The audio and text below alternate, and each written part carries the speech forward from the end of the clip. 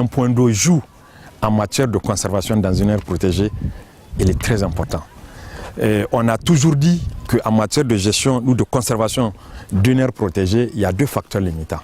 Les deux principaux facteurs limitants, c'est d'abord l'eau, ensuite le pâturage.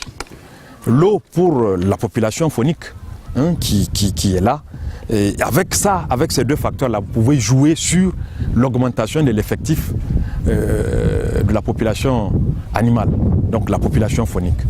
Alors, impact indirect, parce que tout simplement, nous sommes un parc national et que plus on agit sur ces deux facteurs-là, on agit sur l'effectif de la population faunique et par conséquent les visiteurs qui viennent, parce que la vocation première de ce parc, c'est d'abord faire le tourisme de vision.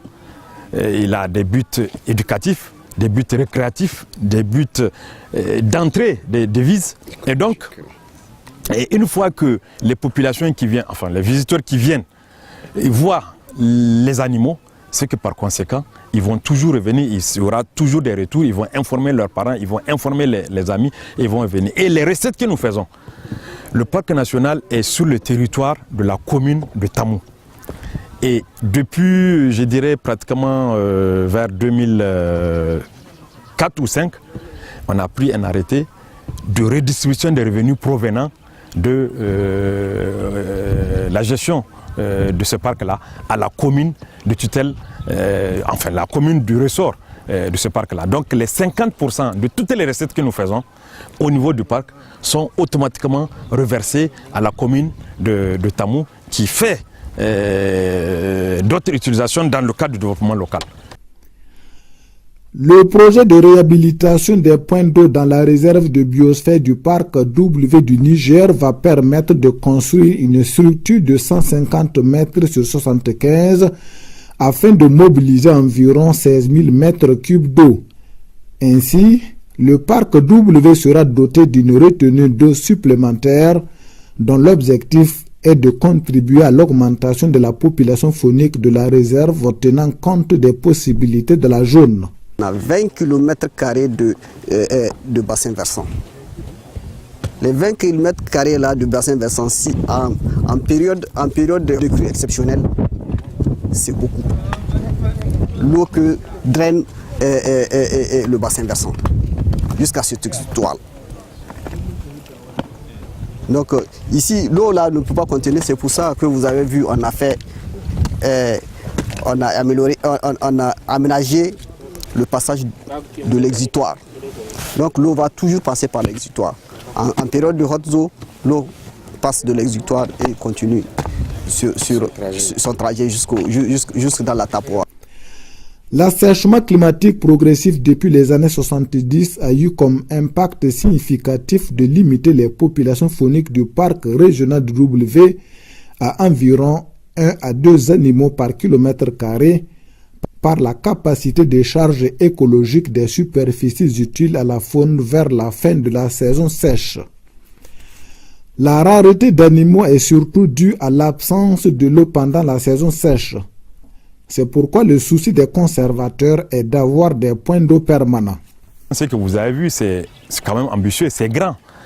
Et pour mieux sécuriser ça, je crois que c'est pourquoi on a loué le service de nos collègues du génie rural avec lesquels on travaille en étroite collaboration, comme c'est dans une aire protégée. Alors nous, ce qu'on a pensé, on était en train de réfléchir sur comment est-ce que, au-delà de tout cet ouvrage qu'on a fait là, la sécurisation, on a stabilisé les berges et tout, comment est-ce qu'on peut rendre ce point d'eau là permanent?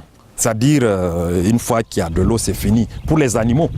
Alors, il était en train de me dire qu'il fallait trouver, par exemple, une pelle excavatrice qui va faire une espèce de carré ici, creuser, je ne sais pas les dimensions, il me l'a dit, on était en train de causer l'idée qu'on voulait, au-delà des aspects de finition là. Donc, on va faire cette espèce de carré là pour mieux conserver l'eau. À mai, avril comme ça, c'est à ce moment-là que généralement les marges se tarissent. Donc pour la rendre pérenne et conserver l'eau jusqu'à mai et avril là, j'ai dit il faut aller un peu en profondeur plus que ce qu'on a comme ça. Le travail à l'intérieur d'une réserve de biosphère répond à des critères bien précis et prend en compte certaines considérations environnementales. Le bouli est un aménagement, c'est une mare artificielle. Le bouli est fait en travers d'un cours d'eau. On ne peut pas faire le bouli sans cours d'eau. Et le bouli n'entrave pas le cours, la circulation de l'eau au niveau du cours d'eau. On avait conçu, et comme c'est dans la réserve, c'est protégé. Il fallait travailler sans faire beaucoup de dommages sur l'environnement. La réalisation de ce projet pilote totalement intégré par le ministère de l'Environnement satisfait le partenariat national de l'eau du Niger. Je voudrais ici publiquement exprimer toute notre satisfaction. Nous savons bien ce qui se fait ailleurs et nous sommes très satisfaits de ce que nous avons trouvé ici. Je dois dire sincèrement, en venant ici, je n'ai pas pensé trouver une telle œuvre d'une telle grandeur. J'ai reçu les rapports, j'ai lu, j'ai vu les images, mais je n'ai pas pensé que c'est à une telle dimension. Et je n'ai aucun doute que la finition de ce travail, qui est déjà entamé, avec normalement et éventuellement les travaux confortatifs qui vont être réalisés après, je pense que consacreront sur ce site un point d'eau pérenne pour l'alimentation en eau de la faune sauvage du parc W Niger notamment, et évidemment avec tous les impacts économiques et sociaux qui s'en découlent.